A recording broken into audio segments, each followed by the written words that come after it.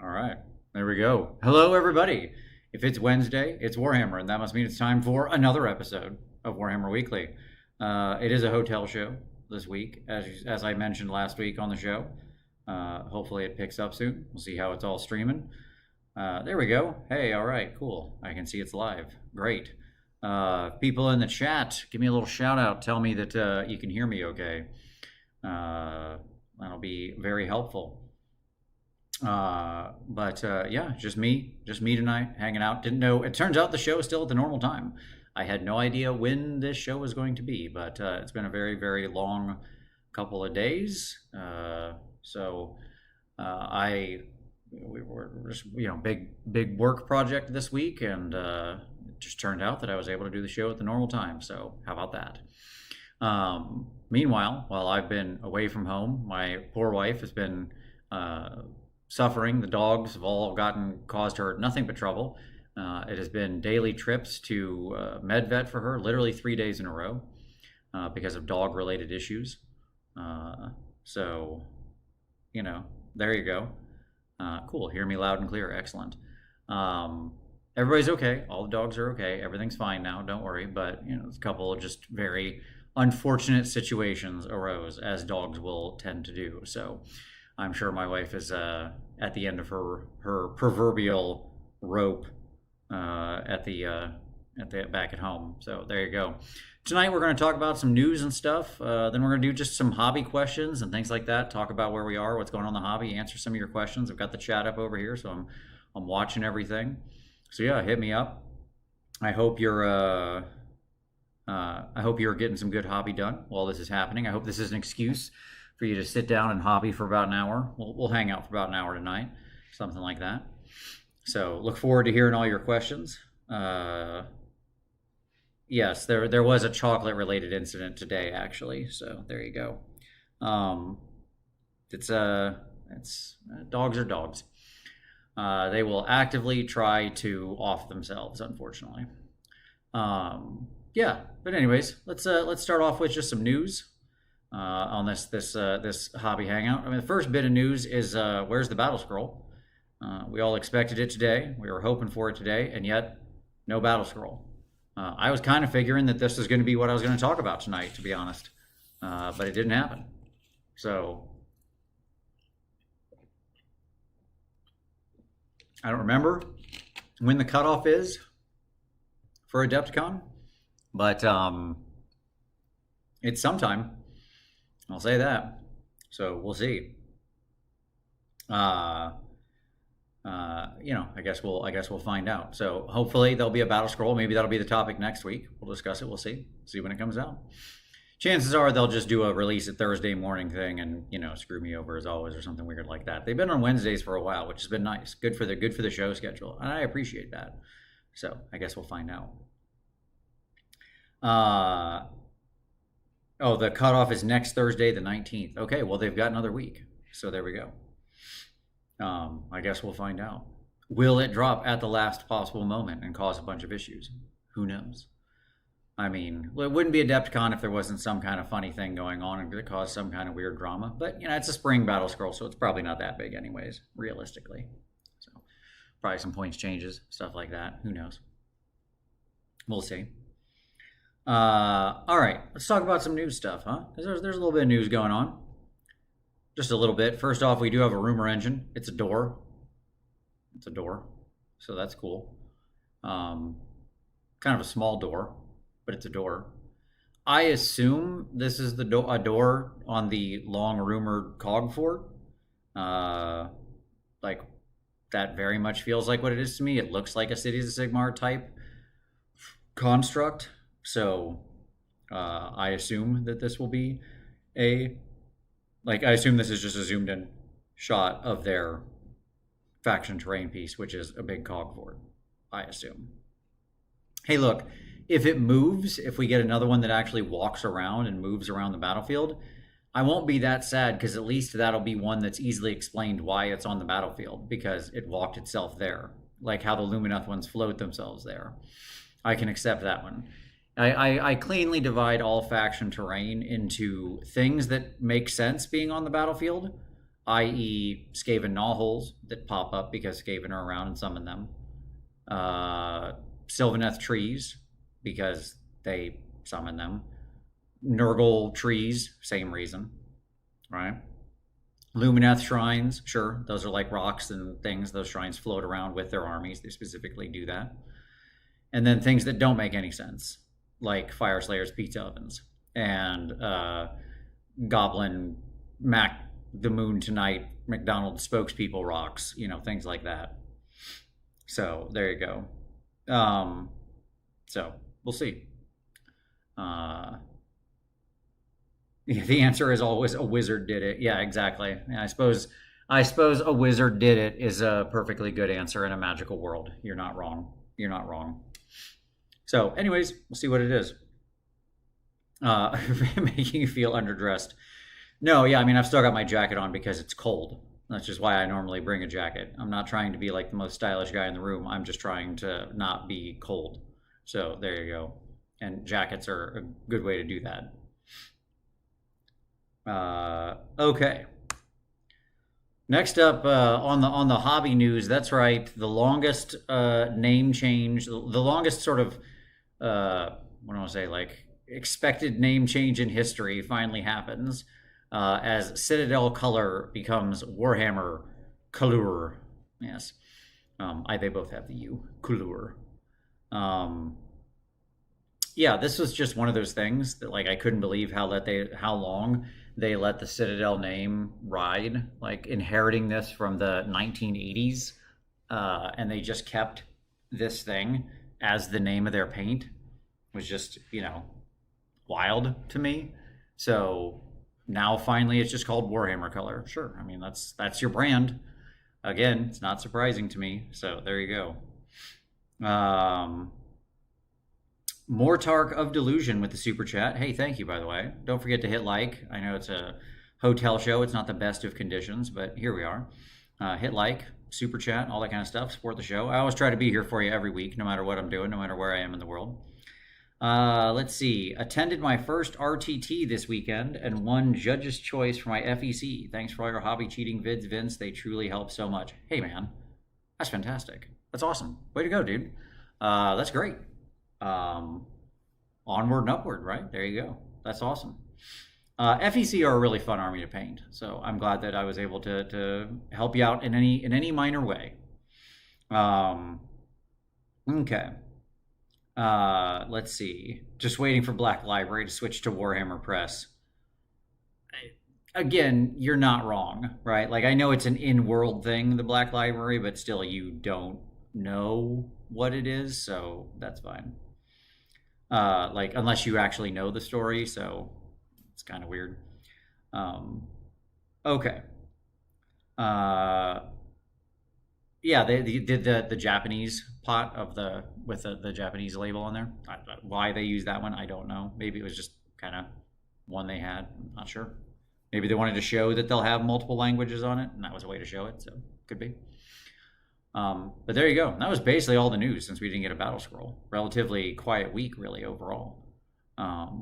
So there you go. All right. Let's go back here. Go back to our Hangout slide.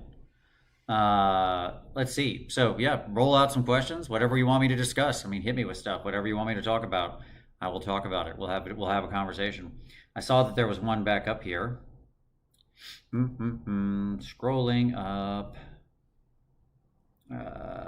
Okay.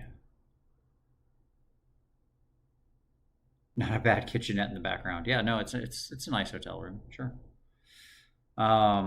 It's nicer than it looks nicer here than what it is, but it's fine. There you go. Let's see. Okay. Hume asked, how would you go about army painting tealy skin? Well, I have a video on painting like blue-ish skin, and I use a pretty blue-green color in there. And effectively what you see me do in that video is how I would do it.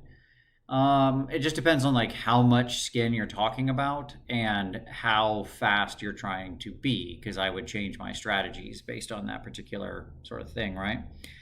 if it was me and I was doing like true teal skin across the whole army, like I would probably uh, do some kind of like base coat in a deeper, darker, like jade teal dark color, and then zenithal in very lightly in like some kind of probably light white blue, and then work over top of that with a brush for the rest of it to create some transitions on the smaller volumes and stuff like that.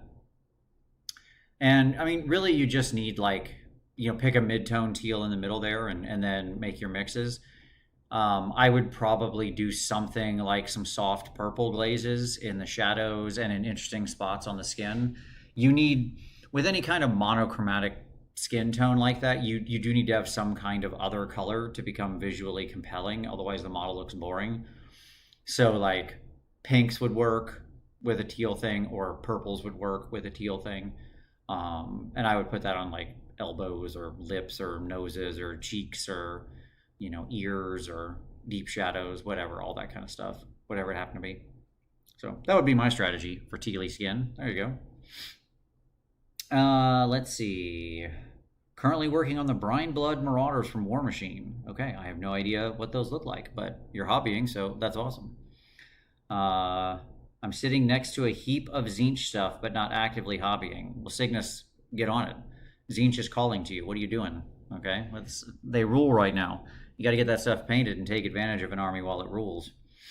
Let's see. I want to start Fire Slayers, but unsure on their future. What's your opinion on how GW handles Slayers going forward? What a question. I literally have no idea. I'm sorry. But here, if you want my real opinion, it's this. I would consider it the flip of a coin if they still exist as their own independent army a year from now. Okay? They could be folded into something. They could be retired.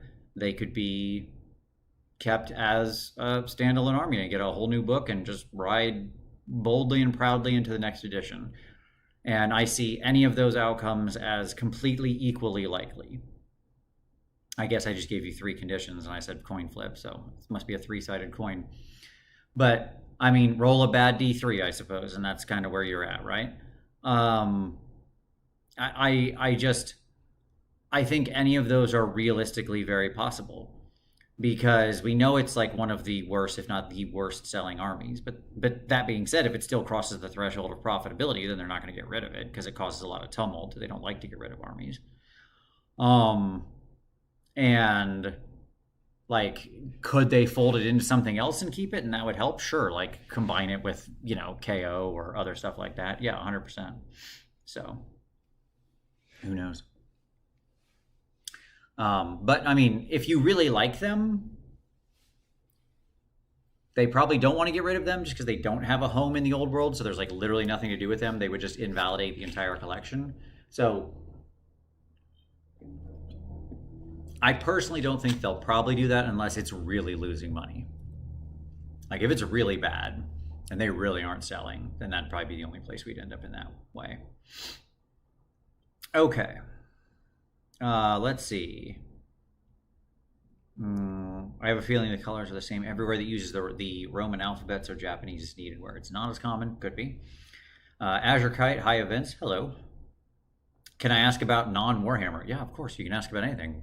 Well, like whatever. I don't care. It can be hobby or non-hobby related. I don't know. Whatever you want me to opine on. I don't care. So yeah, go nuts, man.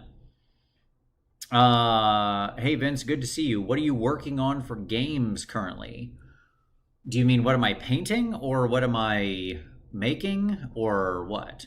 I'm not sure. I'll answer all of your questions.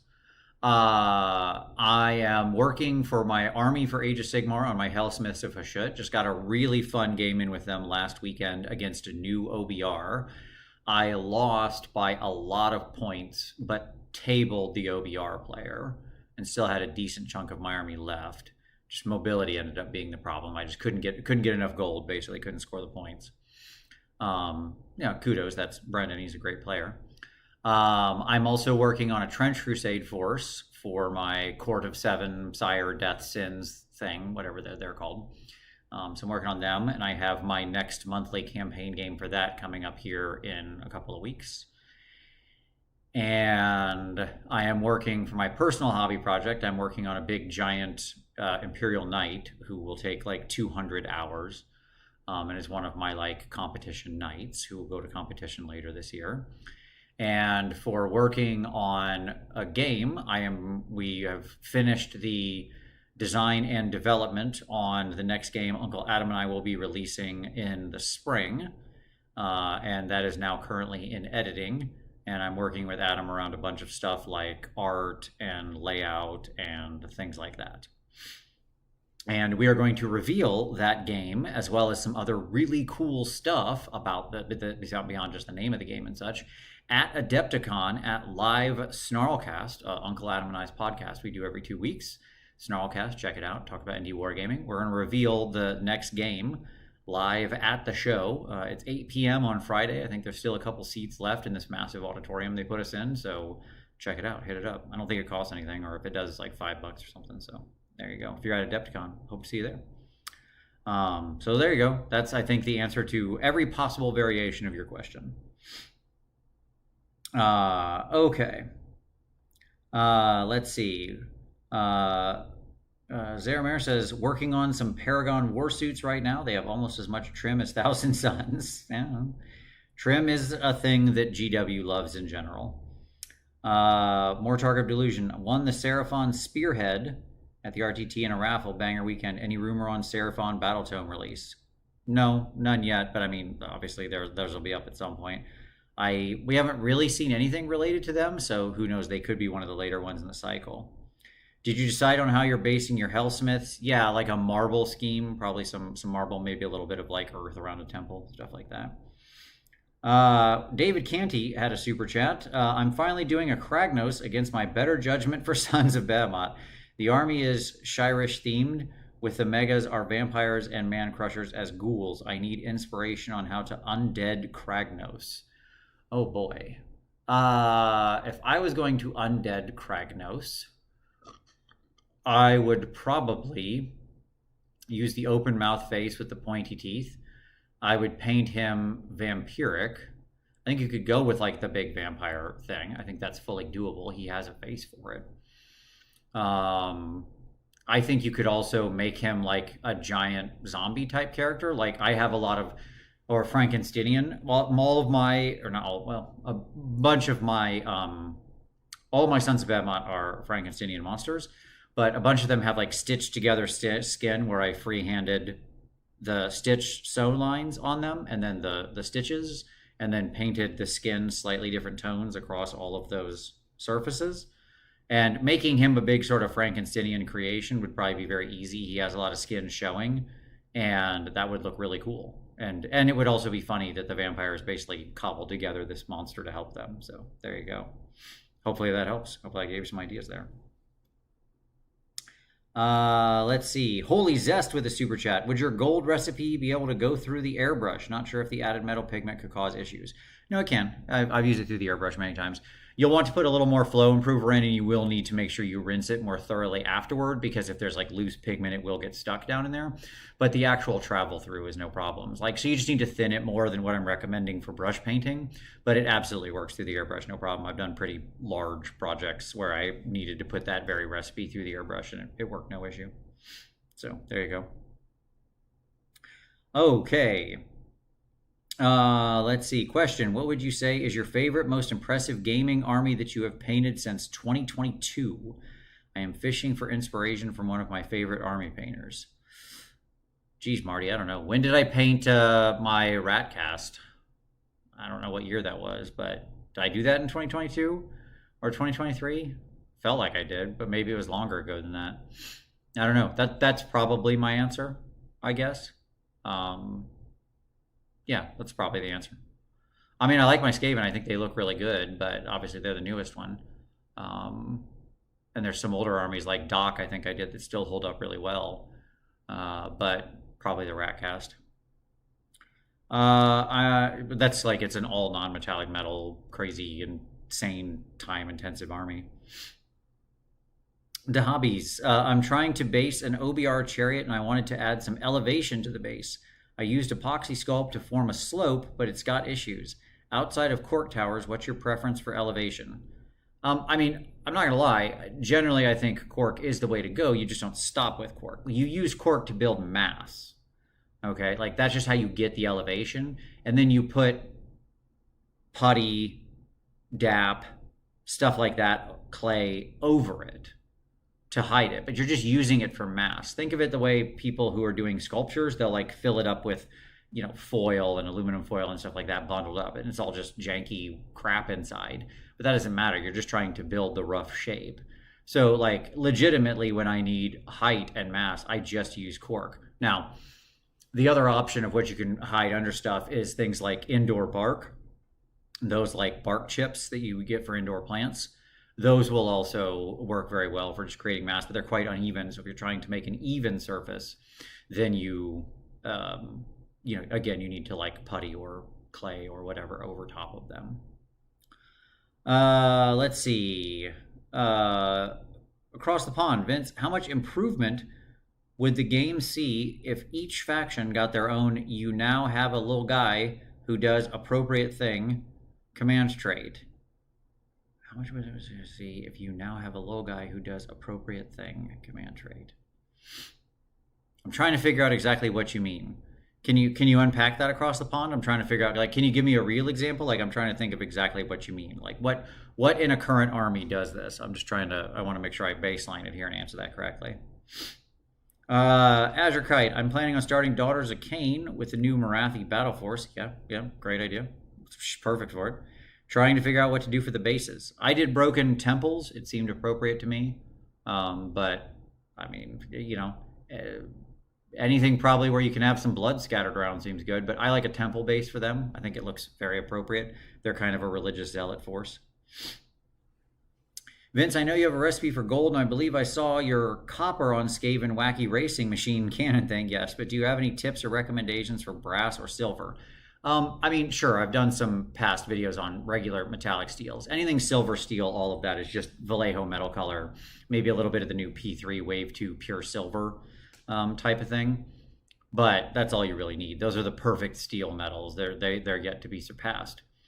For like brass and those kinds of things, I don't worry about it too much. I think brass and bronze and a lot of those things really just kind of bleed into each other.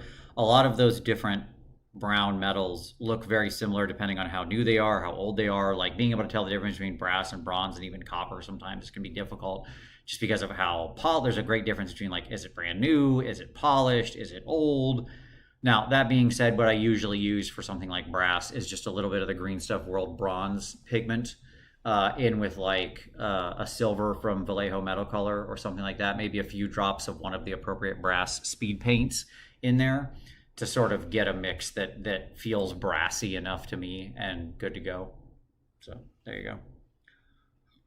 There you go. Thanks for the advice. Yeah, of course. Painting my magnetized hands and back banners for my Mega Boss on Maw Crusher. Very nice.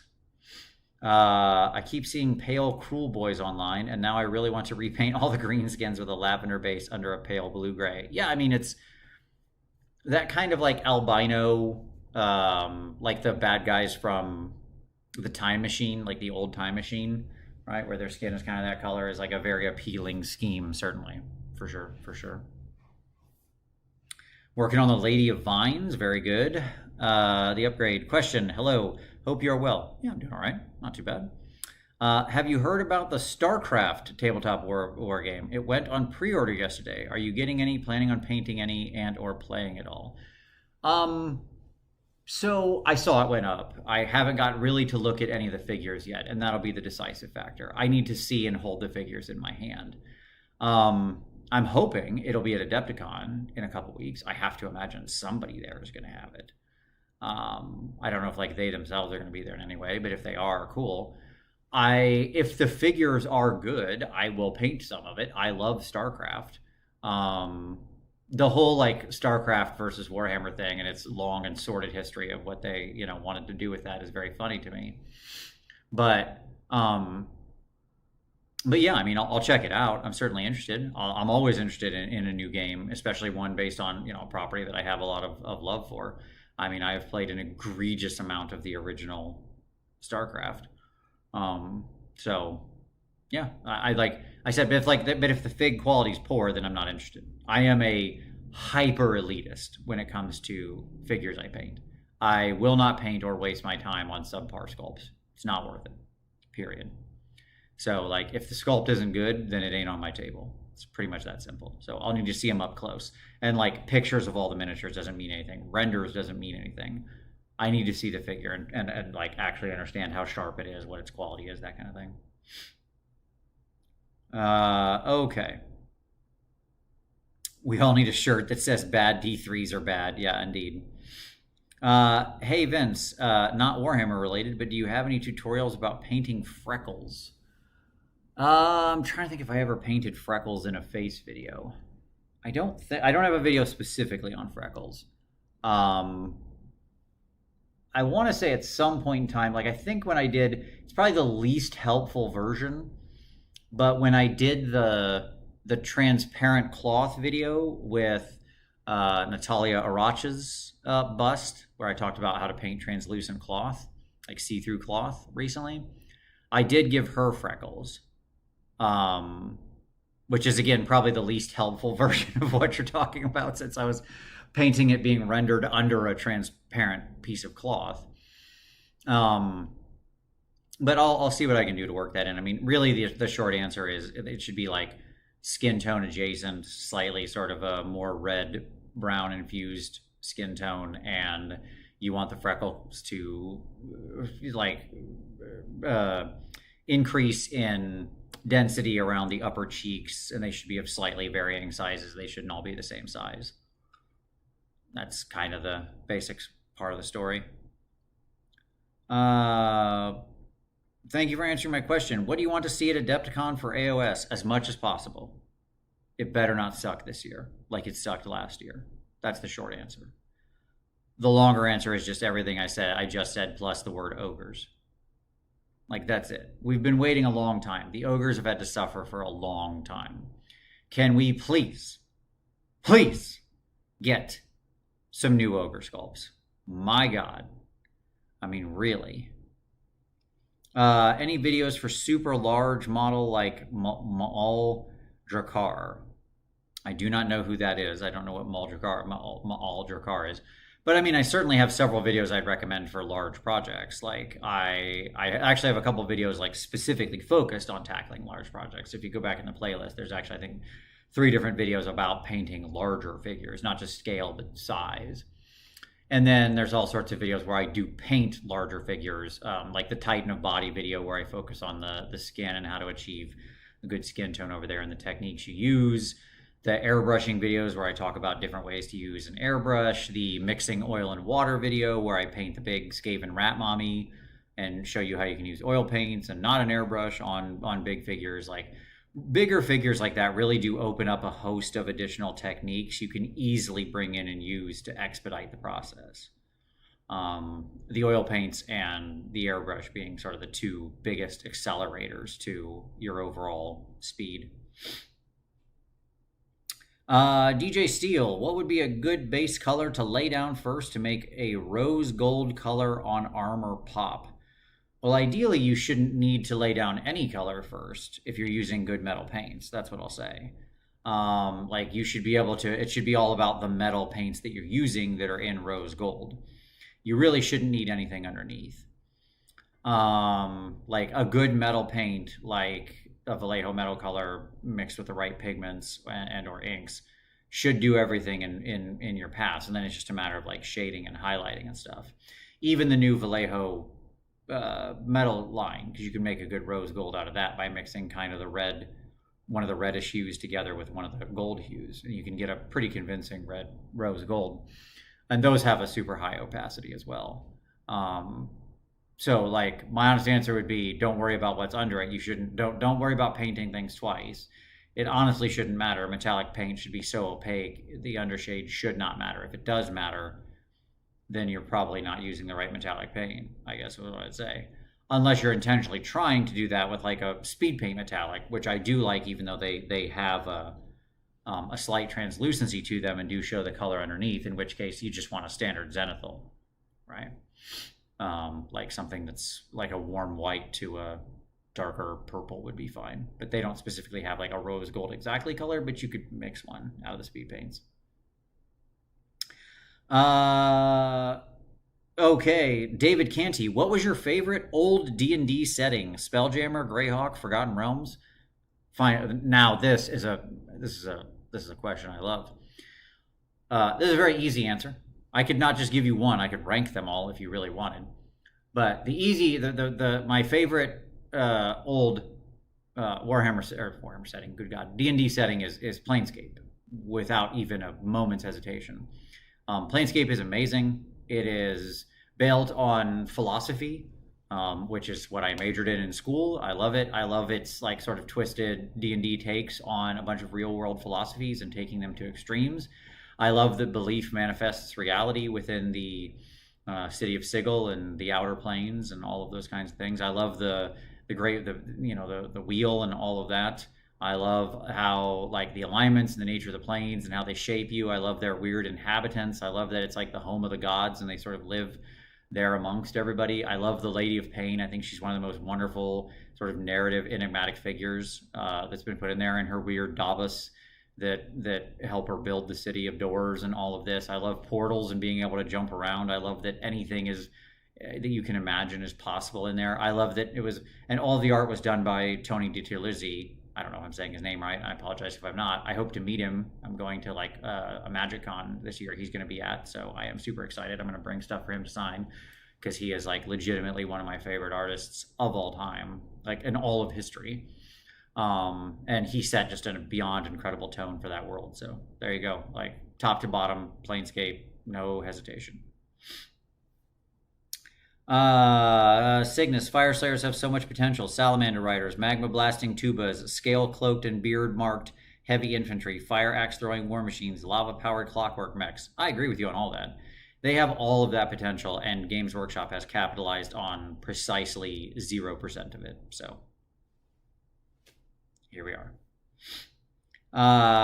Huey, any thoughts on approaches for the Gundam Assemble models? Any consideration for giant figs scaled down to preserve the sense of scale?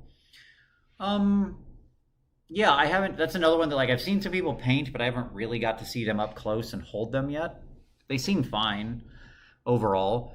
If you're really trying to preserve a sense of scale, you know, in general, you want to make sure that you're still really pushing the contrast pretty far, because if you've shrunk something that big down that far, like it would be casting very extreme shadows when shrunk down to that size. Beyond that, you really tell the story in the basing and what else is around it, you know, making sure that you have like tiny bodies or little tanks or, you know, whatever to show the real scale and power of this thing, I think is appropriate. Tiny buildings, you know, that are collapsed, all that sort of thing. Let's see.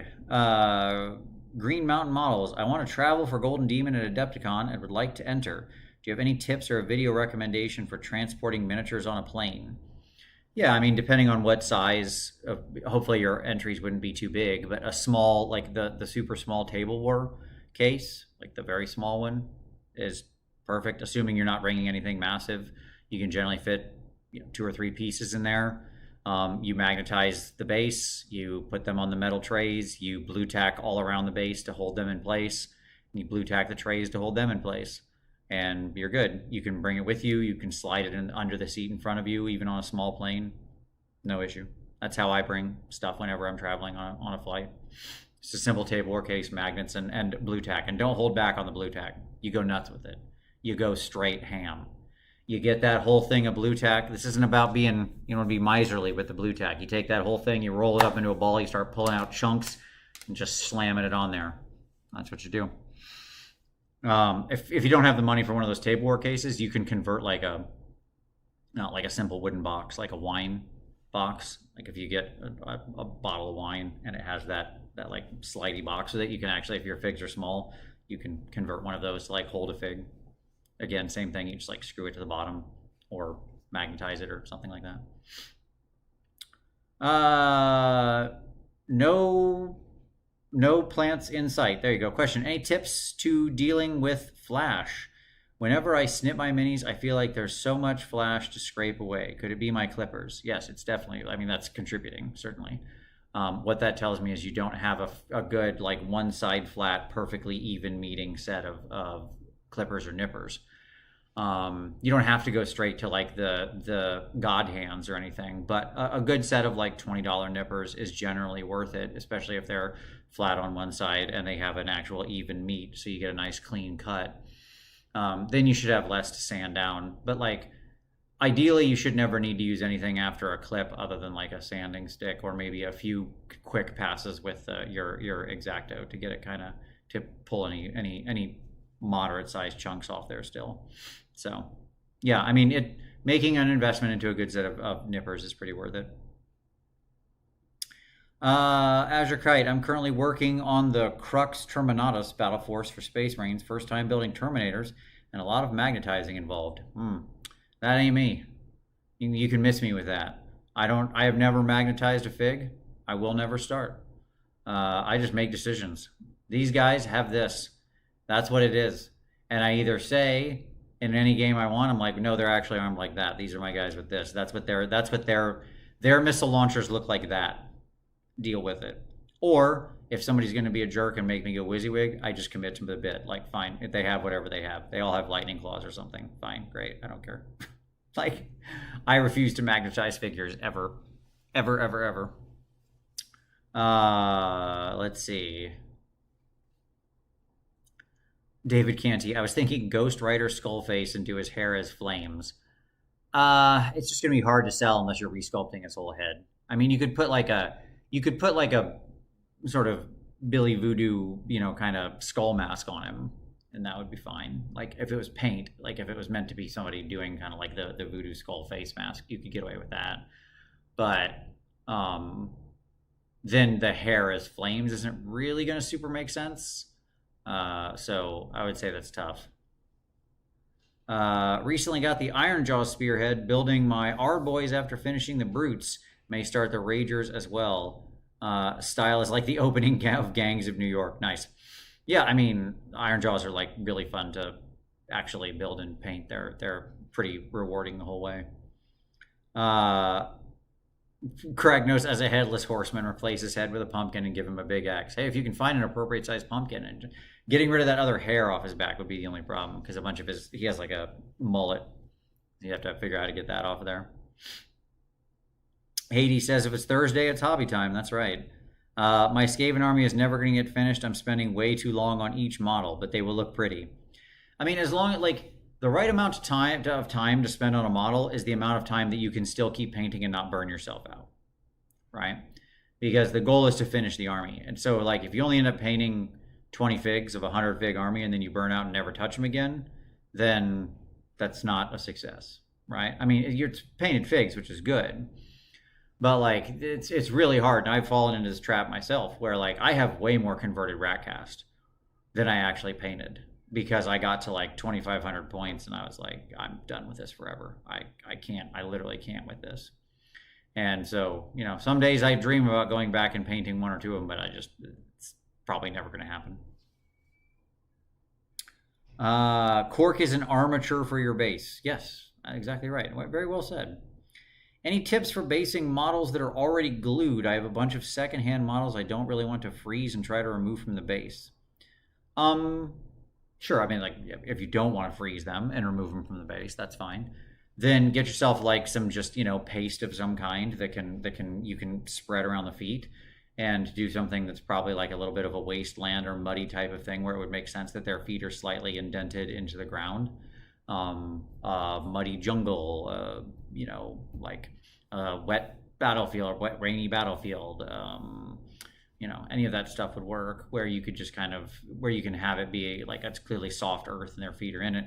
You just kind of use a little dental tool or something, or a small little silicone shaping tool, and spread it around. Make sure you just wipe it off their feet if you get too much up on there, and jobs are good, and let it dry, and then just paint around it, slap some pigment down there, call it a day.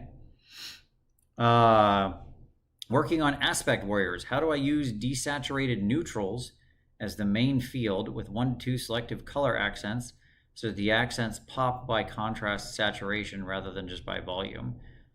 Sure, like something like whites or neutral ivories or those kinds of things are so meaningless to your overall scheme that if you have like 80% ivory or something like that, or, and the various values associated with it, so shading down into grays, and then you have, blue and orange as your complementary colors that are on there. And that's really the key, right? Pick 2 colors that work relatively well together as just the 2 of them, blue and orange, teal and purple, something like that, or teal and pink. And don't pick center mass colors for both of them. In other words, don't do bright red and bright green or bright yellow and bright purple, right? Make one of them more faded and desaturated and make the other one more intense, and you'll get the appropriate pop out of it, because you'll get 3 different steps of progression there as far as saturation goes. So there you go. I am 5 models away to having my Magakin 40K Nurgle done. Never end, but my backlog will be done. Hey, that's awesome, man. That's great. 5 models. You're sliding into home. Okay. Oh, sure, like the Griffhound tokens for Stormcast or Clonk from Zograt. That kind of vibe, but as a faction-wide command trait. Oh, gotcha. Have a little tiny icy. They've got a little token thing next to them. Oh boy, my honest answer is I hate those little tokens and would just as soon yeet them into the sun. I literally never use them. I just don't. I almost never, like when those tokens come in things, I literally do not paint them or put them on the table. I just don't. I hate them. I don't like non-model models showing up on the table. A token is a token, a fig is a fig, nary the 2 should cross. Sorry, this is one of my old man yells at clouds opinions. So there you go. I'm stepping away from 40K and starting a Soulblight army. Would you recommend Vamps or Skeleboys since I'm starting off with just the Spearhead? Vamps, for sure. They're just more fun to paint. There's less of them. They're more interesting, more fun to play. There you go. Pretty straightforward. I'm wanting to do a Skaven army that looks like they're doing a night raid and mostly just lit by moonlight and the warpstone. Any ideas for a quick method for it? No, there is not a quick method for it. Okay, so I've had this question like 100 times, but I'll explain why this is actually very challenging. Because like right now, it is nighttime outside of my hotel room, but like obviously I'm interior and lit by this warm yellow light here on my desk. Okay, so irrelevantly to how pale I am, I look warm. Okay, most of the time your figs are in warm environments. That is to say, the light that we tend to just have in like gaming halls and most places where figures would be looked at is warm light. It tends to be like lower K yellow light. So right away, when you try to do something that's like night scheme, it's just very hard. Now, joking aside, if you were going to actually try it, you would use the thing that I did when in the zones of color video where I painted the demon and I had like blue on one side and warm light on the other. On the main side, you would use like an airbrush, but at this time you would use blue cold as your highlight side and then just warm green up from below. And like you would basically let the airbrush do most of that work, make sure you leave an occlusion shadow in between. And the only thing you would paint is you would bring up all of the colors in the spotlight area that you did from above. Again, if you go watch this video, I show you how the 2 triangle cones meet and like how you put that together and what the Terminator shadow in between looks like. And when you're painting your actual colors, you're not working up just into blues, but you're working into blue infused, desaturated, high tint versions of your colors. So think like the Moody Blues and Knights in White Satin, right? Where it's like cold-hearted orb that rules the night, red is gray and yellow white, right? Well, that's it. That's the whole thing right there, right? So like the moonlight saps color from things. So things get more gray, more desaturated, more high tint with a slight blue infused tone. And you would paint just that area of the figure. And that's how you would do it as expedited as possible. But it's tricky to balance it out and sell it because then you're going to do that effect. And like if you put them against like a black background and take a photo, they'll look amazing. when you bring them into like a normal hull where they're under like a 4000K yellow light, it's going to be like very hard to interpret the effect. So that can be the challenge. So you can make a Stormcast. You have a little protective Gryph-hound buddy who gives you a 6+ ward until you roll your first one on a nat save. Yeah. I'm not about it. I hate those little guys. Okay. What will it take for you to drink a Diet Vernors on screen? Not possible. Impossible. Literally impossible. I drink this and water. That is literally it. I do not drink caffeine. I do not drink anything else. Literally nothing else. So, and haven't for many years now. So there you go. I apologize. It's just, it would take, I mean, I'm sure there's some break point if you tell me you're going to make me financially successful for the rest of my life. Sure. Like, of course I would just drink a single beverage. But for no reasonable amount of recompense would I do such a thing. Let's see. Yes, Archon confirmed they will be at Adepticon. Excellent. So I'll get to look at the StarCraft things. Can you run through what your process would be for army painting models that have gold as their dominant color? Sure. I would, yeah, very simple. So I would put together the figures. I would prime them in black. I would then spray them in a relatively dark brown with a rattle can or an airbrush, probably a rattle can, like something like a Color Forge dark brown. Then I would load up my gold recipe and I would spray them in everything but from below, so about a 270-degree arc over all of them with that my gold recipe through the airbrush. Then I would probably take, like, again, my next step would vary depending on how fast I was trying to be. Okay. If I was trying to be quite fast, I would do like an all-over oil wash in like a deep brown or something like that. And then I would dry brush a very heavy silver infused gold, like just a tiny bit of gold in the silver, extremely lightly over all the upward facing surfaces. And then I would clean up the remainder by brush. That would be my super fast version. The slower version would be after that gold, I would do the dry brush, but then I would come in and place some shadows very intentionally to like really direct the light and reduce down the shine in those shadow areas and things like that. Let's see. Okay.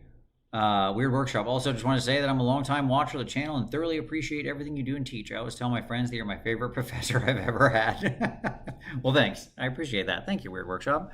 That's very nice. I will take the compliment. That's very, very kind. Did you play Protoss, Terran, or Zerg, Vince? I mean, obviously, I played enough StarCraft that I played all three a lot. I think if I was going to rank them in what I played most commonly, it's probably Terran, Protoss, Zerg, in that order. Like Terran the most, Zerg the least. I just never liked creep, and I never liked having to worry about constructing additional pylons. So yeah, I enjoyed, Battle Cruiser Online. It's like that kind of thing. It's just, yeah, all right, I hear you, sir. And the Terrans had all the best like lines, right? Other than power overwhelming, other than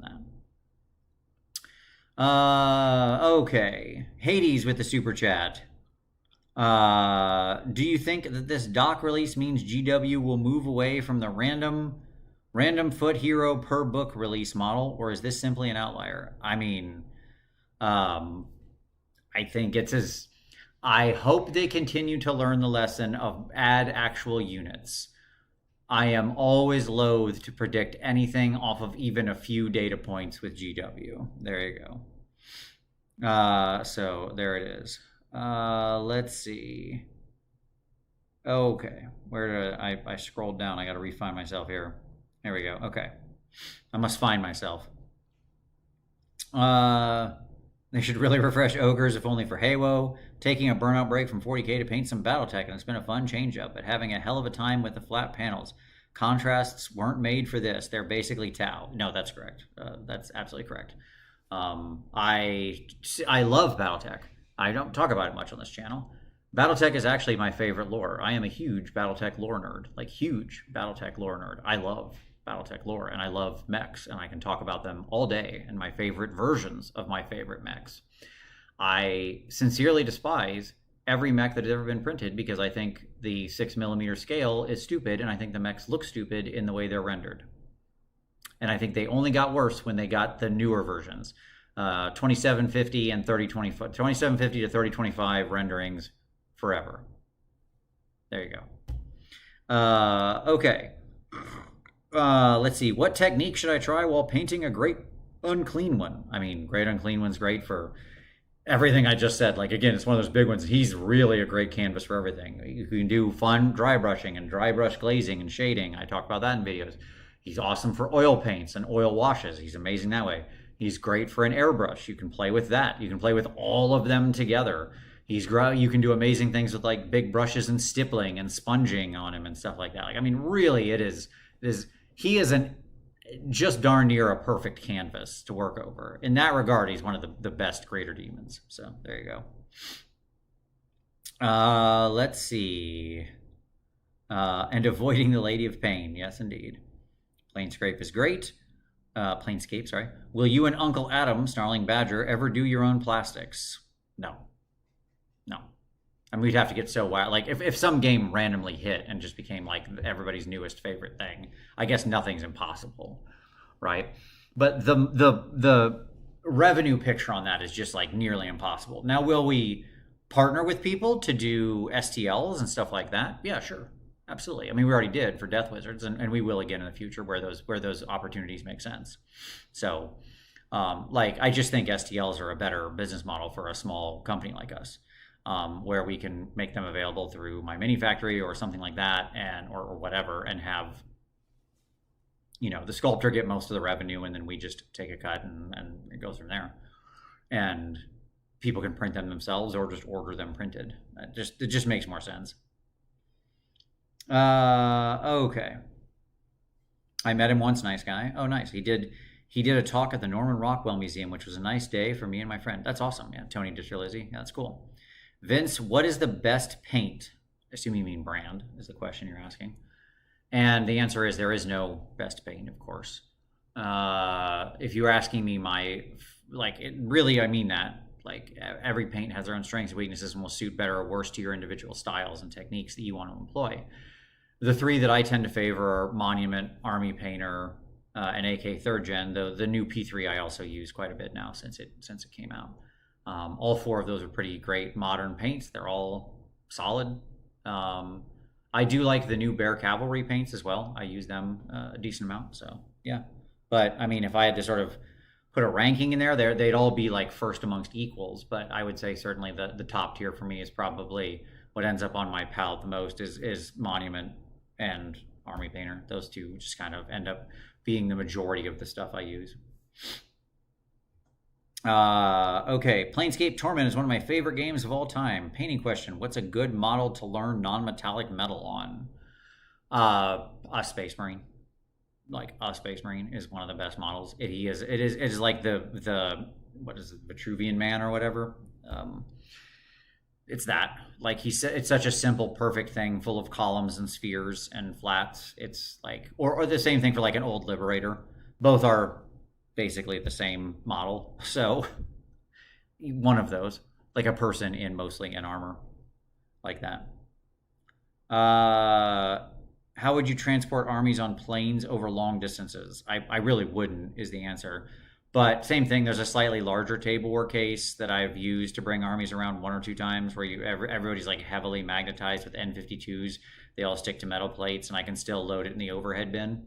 So I've done that a few times. I just don't believe in foam, and really that's what you usually want to use, but armies are tough to transport. They just really are on an airplane. There's a couple of foam cases you could use and then put into, steerage or whatever. But you run a high risk that stuff's going to break. Like, things will just likely break.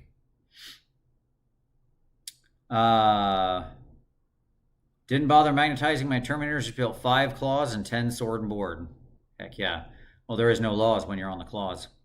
Donut, video idea, working with clear plastic elements, shading or highlighting the clear elements in the StarCraft minis. Yeah, I actually do. I wrote that down actually recently because somebody else asked about maybe it was you, asked about the clear, like how to paint clear elements. And there actually is a very simple technique to do it. So I am going to add that to the list.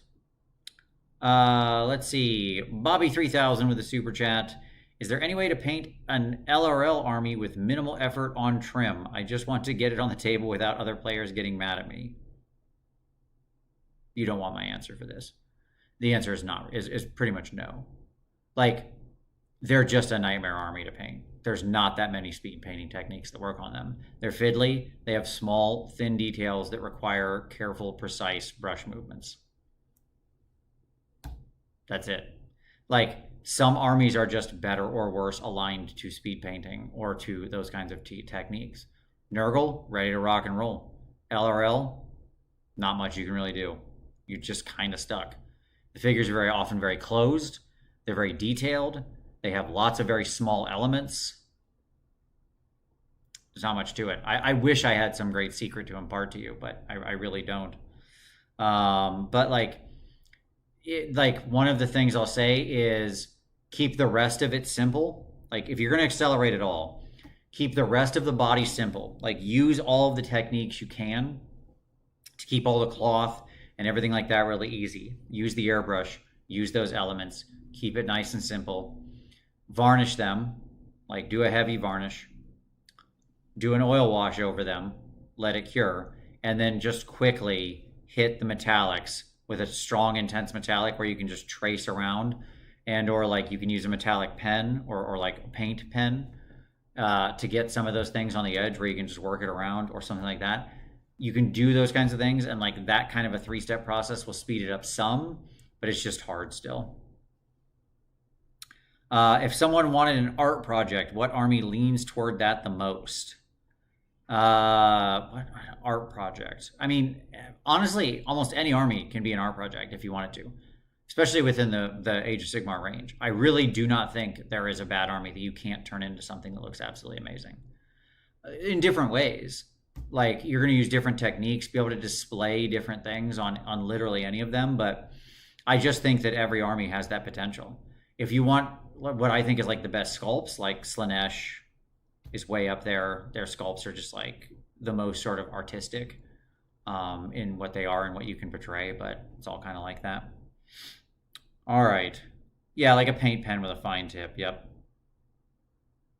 Okay. We're coming down to the end here, so we're gonna go into lightning round. I'm just gonna try to answer through as many of these as I can. Let's see. I got to paint 60 Stabas and 50 Boingrots and a few characters for ACO. Recommend contrast. I don't want them to look crappy. Sure, you can always start there. Nothing wrong with it, right? You can Zenithal and use some contrast or speed paint. Then just go back in with a brush and pop up some of the stronger elements in the spotlight. Go back in, pay more attention to the faces and stuff like that.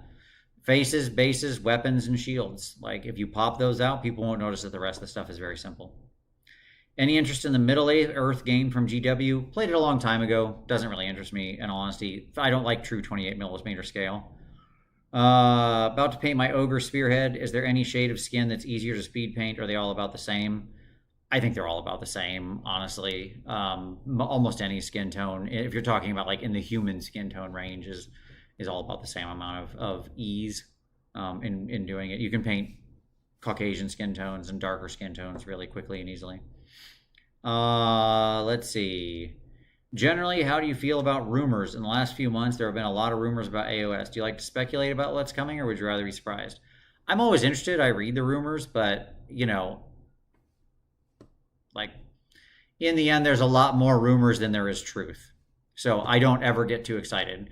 Like, on an excitement scale from 1 to 10, the most excited I could ever be about a rumor is a 6, and the most angry I could, or upset or worried I could ever be about a rumor is a 4. So that's basically what it is. I'm not going to waste emotional labor on something that may or may not be.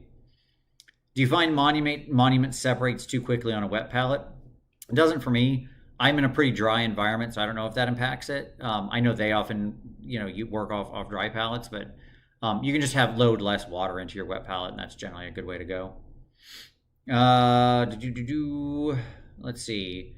I did get your set from Monument. There are a few of those I almost every day. Awesome. Hey Vince, I've been wanting to try and capture the pitted worn Chaos armor from the Warhammer Mark of Chaos trailer. Any advice on achieving that? I mean, you can take like a little Dremel tool and actually start pitting the armor before you paint it. That's possible. Otherwise, you can literally just freehand in the like dark spots and stuff like that. You can just basically look at how a Nurgle armor is rendered in its sculpt, and you can get that same effect through paint alone. It's about darker, sort of faking the dark circles and then catching the edge highlight on the bottom. But it's probably easier to just actually do the minor drill outs and Dremels and holes and pits and stuff beforehand. When Vince and Adam make Ditch Quest, which makes millions and becomes an overnight wargaming hit, I honestly don't think I would want something that successful, because it would just have to become your life, and I ain't got time for that. Okay. Working on a test model for my second army, Doc in warm tones and tan skin, inspired by Brahms' art for Dark Sun. Heck yeah. That's a burn on 6mm. I guess that means no Napoleonics vids anytime soon. No. You'll never see anything on my channel smaller than like 28, 32mm. I don't like smaller size figs. Vince is a man of culture and honor, so obviously Terran Maine. Yeah, I mean, yeah. What mini painting books do you recommend? For example, Minipedia Scale 75 or Encyclopedia Figures and Modeling Techniques. James Gurney, both of his books, Color and Light and Imaginative Realism. That actually will teach you everything you need to know about light, and that's the most critical thing you need to nail when you're painting miniatures. What do you think Slanesh's pity model will be? It'll definitely be a pity model. I don't know. Probably some random hero, like they need another one. Like some random special character when we already have 17,000 of them. Let's see. Oh, how would you fix Slaanesh? Oh my god. That's such a long story. Like, I would turn it back into an army where you can play either demons and have more melee focused, or a mix and play mixed arms, or humans and be more skirmishy and shooty. Right now, only one of those three things works. And I would stop making battle traits that give your opponent extra battle traits for no freaking reason.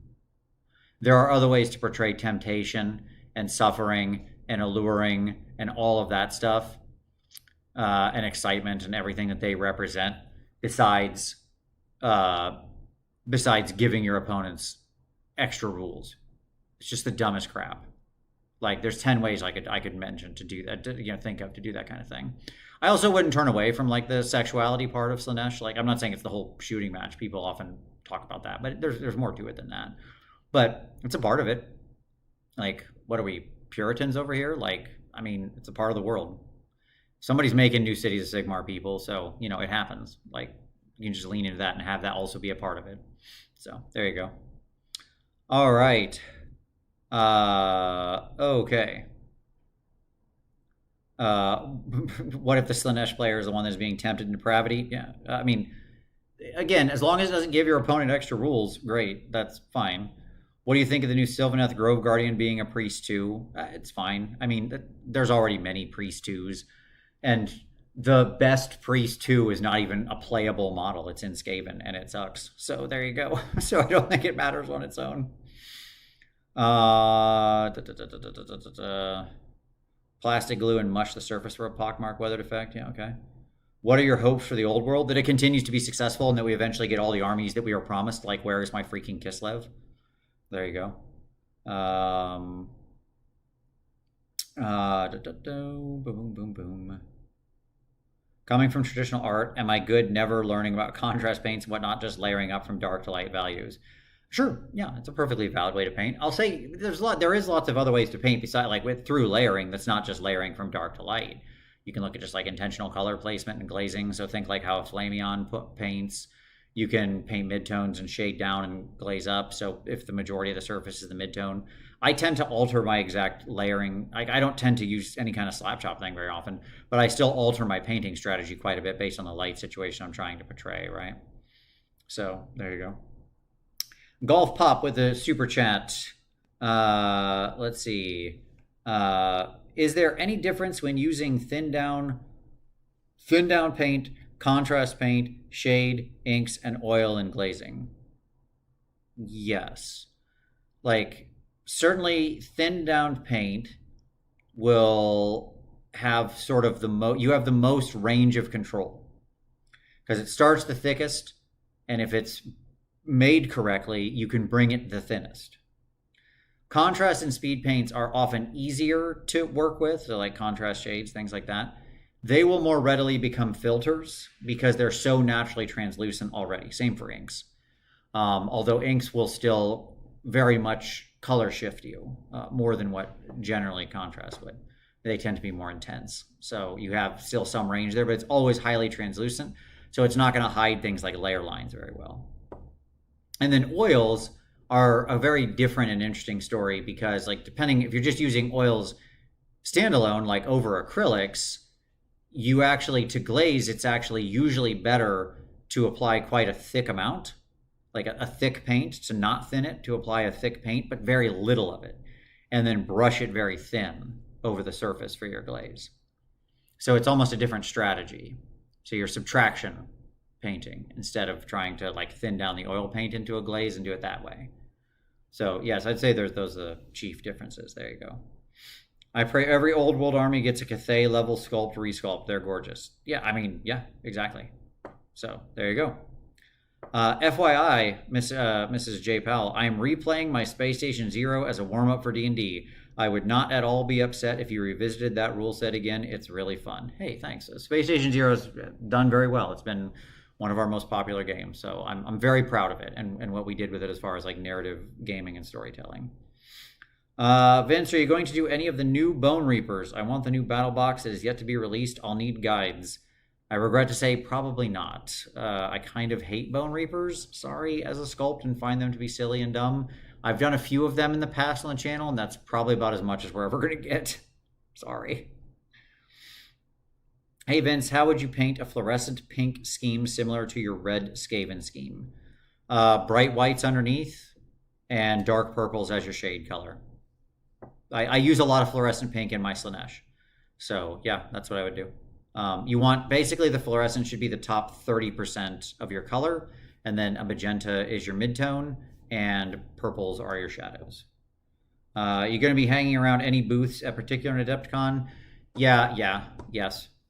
All over the place. I'll be at, I don't remember exactly what my schedule is. I have an insane schedule as always, but I'll be around. Spray Gunner booth, I'll be there. I'll be judging Resin Beast at some points. I'll be around the Creature Caster booth some. I'll be around the Monument booth a fair amount. So yeah, all those places.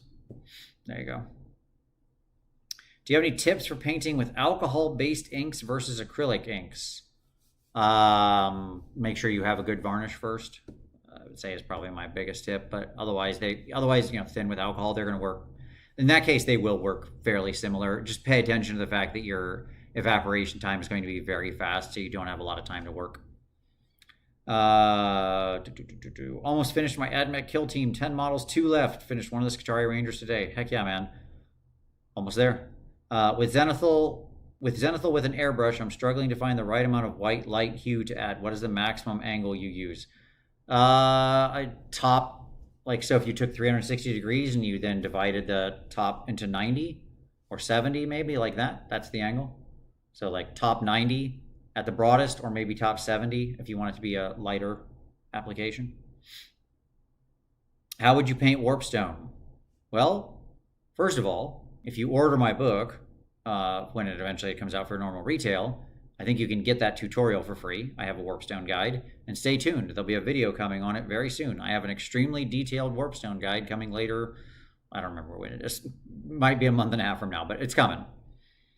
How would you paint a Swamp Zerg? How would you shift the classic brown-purple color scheme? Go to brown, like just probably purple and green, or brown and green would be easy. Just color shift one of those two over, add a lot more, go for more, or like a very green brown would be fine. And just, again, get kind of dirty with it so everything looks more muddy. Have you played with the Monument one-step contrast paints? I'm not yet. They have not sent them to me. I'm sure they will. And when I do, I'll certainly do a video on them. But so there you go. All right, everybody. Hey, there you go. Thanks for hanging out with me for about an hour. I got to call it a night. I'm exhausted. It's been a very long day. My day started about 6 a.m., so it's been intense here. But thank you all for hanging out with me. I hope this was helpful. I hope we answered a lot of your hobby questions. For those of you who are going to be at Adepticon, I'll see y'all there. Of course, I'll be back next week before the Adepticon show. We will be doing a live show from Adepticon. Like we'll do that as always. By live, I mean in my hotel room and crap like that. So I'll wrangle up everybody I can to do the post reveal show. But next week, hopefully a Battle Scroll show. I suppose we'll see.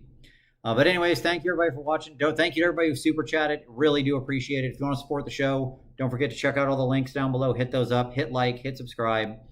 If you're buying any hobby supplies, always hit up through our links, whether on Amazon or your game stores or through Monument or through anybody. There's all the affiliate links down there you can want. They save you money and they really do help the channel a lot.